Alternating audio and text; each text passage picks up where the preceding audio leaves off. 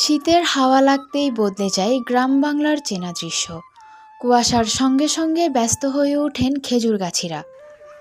চট্টগ্রামের সীতাকুণ্ডের সৈয়দপুর, ভাটেরখিল, গুলিয়াখালী আর বারবকুণ্ড সব জায়গাতেই এখন চলছে গাছ প্রস্তুতের মৌসুম।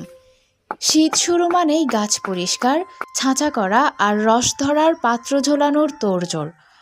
অগ্রহায়ণ মাসের শুরুতেই এই প্রস্তুতি শুরু হয়, কারণ গাছ প্রস্তুতের 14 থেকে 15 দিন পরেই প্রথম রস নামতে শুরু করে।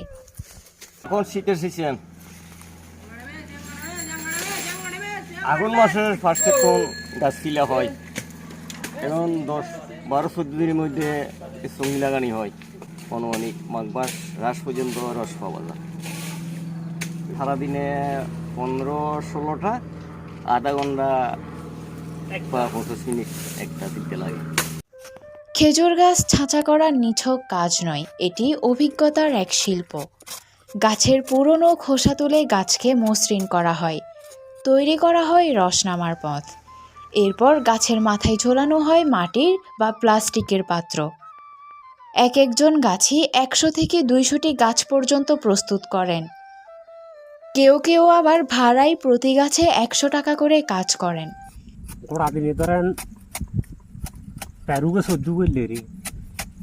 আর টাকা হলে মনে করে 10 এলে গাছ হলে মনে করে 12-14 চলুন যা মজুরি 100 টাকা।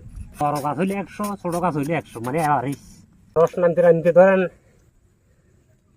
আরো 7-2 সপ্তাহ লাগবে। এখনও কোনো পাত্রে রস জমেনি, কিন্তু এই অপেক্ষার পরেই শুরু হবে শীতের সবচেয়ে আনন্দের সময়, রস সংগ্রহ।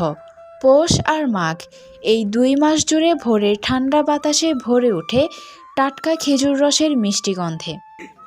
গ্রাম বাংলার শীত তখন হয়ে ওঠে স্বাদ, পরিশ্রম আর ঐতিহ্যের এক অসাধারণ মৌসুম। Desk report, radio Sagargiri, Sitakunda, Chittagong.